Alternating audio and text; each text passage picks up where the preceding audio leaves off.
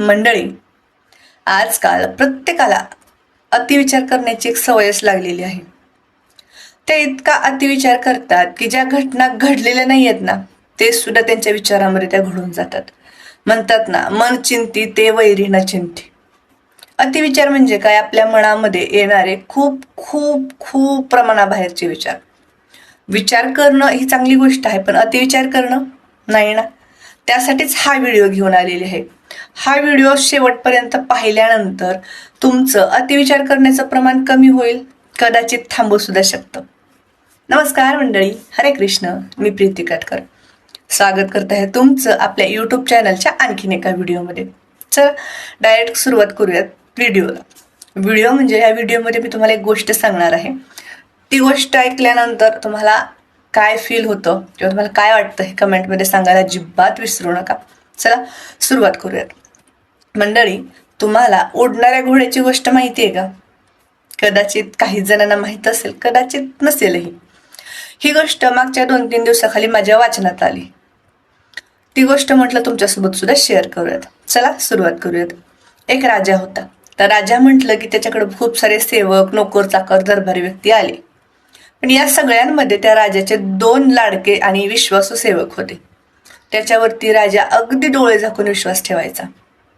आणि ते सेवक सुद्धा तितके जिज्ञासू, कामसू, मेहनती होते. जसं राजांचं सेवकांवरती प्रेम होतं, तसं सेवकांचं सुद्धा राजाप्रती आदर होता. एके दिवशी काय होतं, ह्या 2 सेवकांकडून काहीतरी भयंकर चूक घडते आणि त्या चुकीची शिक्षा म्हणून राजा त्यांना फासावरती लटकवण्याची शिक्षा देतो. आणि हे ऐकून ते दोन्ही सेवक आणि दरबारी चकित होतात. कारण का, ते दोन्ही सेवक त्या राजाचे एवढे लाडके असतात, काही लोकांना असं वाटलं की राजा पटकन त्यांना माफ करून टाकेल, त्यांना फासावर लटकवण्याची शिक्षा दिली.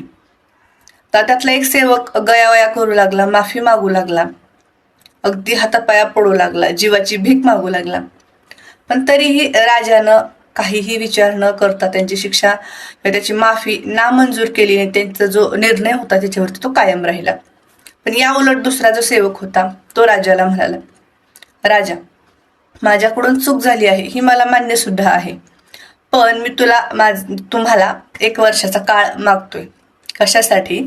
तर माझ्याकडे जे काही ज्ञान आहे, माझ्याकडे ज्या काही कला आहेत, त्या सगळ्यांचा एकत्र वापर करून मी आपल्या दरबारातल्या तुमच्या आवडीच्या घोड्याला उडायला शिकवीन. हे ऐकून राजा, दरबारी आणि तो दुसरा सेवक तोही हसू लागला. राजा म्हणाला, अरे, वाचण्यासाठी तुला एखादं बोलायचं होतं तर वेगळं काहीतरी बोलायचं होतं ना, असं काय जे शक्य नाही ते बोलायला लागलास तू.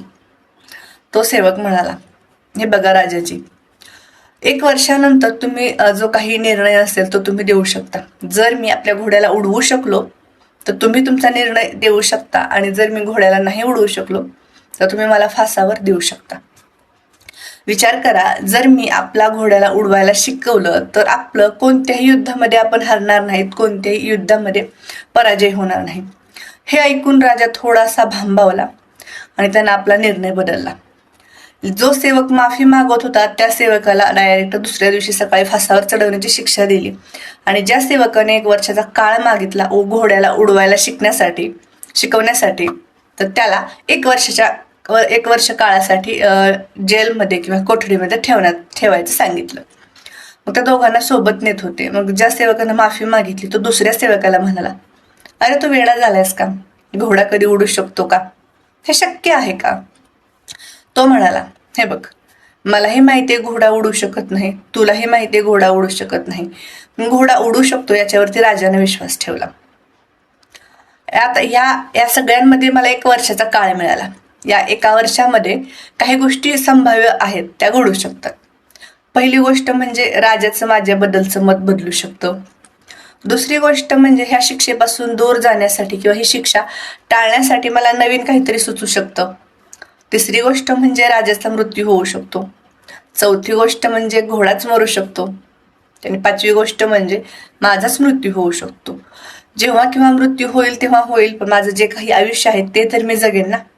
नाहीतर 1 वर्षानं फाशी होणारच आहे. म्हणजे आत्ता फाशी होणार आहे, पण माझ्याकडे 1 वर्षाचा काळ आहे त्या सगळ्या गोष्टींना सुधरवण्यासाठी, त्या सगळ्या गोष्टींमध्ये चांगले बदल करण्यासाठी.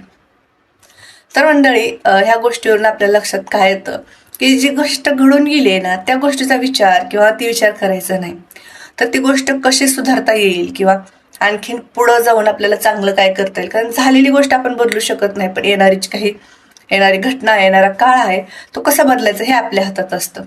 आता हे आपल्या वैयक्तिक आयुष्यात सुद्धा लागू होतं, अगदी छोट्या छोट्या गोष्टींमध्ये. मी तुम्हाला एक उदाहरण देते. आता सध्याच 10वी-12वीचे रिझल्ट लागलेले आहेत. तर 10वी-12वीत काहींना चांगले मार्क पडले असतील, काही काठावर पास झाले असतील, काही जण नापास झाले असतील. तर सगळ्यात महत्त्वाचं मी सांगेन, जे पास झालेले आहेत, ज्यांना खूप चांगले मार्क आहेत, त्यांनी हुरळून न जाता आपल्याला पुढं भविष्यात काय करायचे, आपल्या करिअरमध्ये काय करायचे, ह्या गोष्टीचा विचार करावा आणि त्यासाठी मेहनत घ्यावी. त्यानंतर दुसरे व्यक्ती म्हणजे ज्यांना जे काठावर पास झालेत, त्यांनी निराश न होता पुढच्या वर्षी किंवा पुढचं जे काही आपल्याला करायचे त्याच्यामध्ये आपण उत्तम कसं होऊ, चांगल्या पद्धतीनं कसं होऊ, त्यासाठी मेहनत करायची. आणि जे नापास झालेत त्यांच्यासाठी सुद्धा एखादी परीक्षा ही आपल्या आयुष्याची दिशा ठरवू शकत नाही.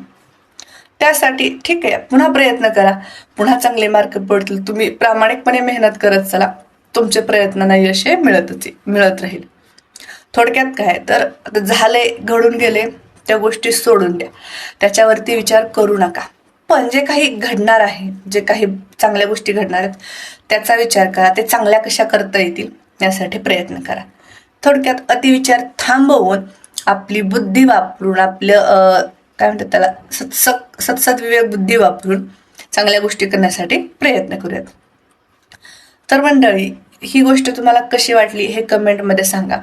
आणि ह्या गोष्टीमधून तुम्ही कोणती गोष्ट शिकलात. आता अतिविचार करू नका, पुढच्या गोष्टीसाठी प्रयत्न करा, हे तर शिकलात, पण आणखीन दुसरं काय तुम्हाला शिकायला मिळालं हे कमेंटमध्ये नक्की सांगा. आणि व्हिडिओ आवडला असल्यास लाईक करा आणि शेअर करा अशा तुमच्या जवळच्या सगळ्या मित्रमैत्रिणींना, नातेवाईकांना जे खूप अतिविचार करतात. तर चला, भेटूयात पुढच्या व्हिडिओमध्ये. तोपर्यंत नमस्कार, हरे कृष्ण, काळजी घ्या आणि हो, चॅनलला सबस्क्राईब करायला अजिबात विसरू नका. Bye bye.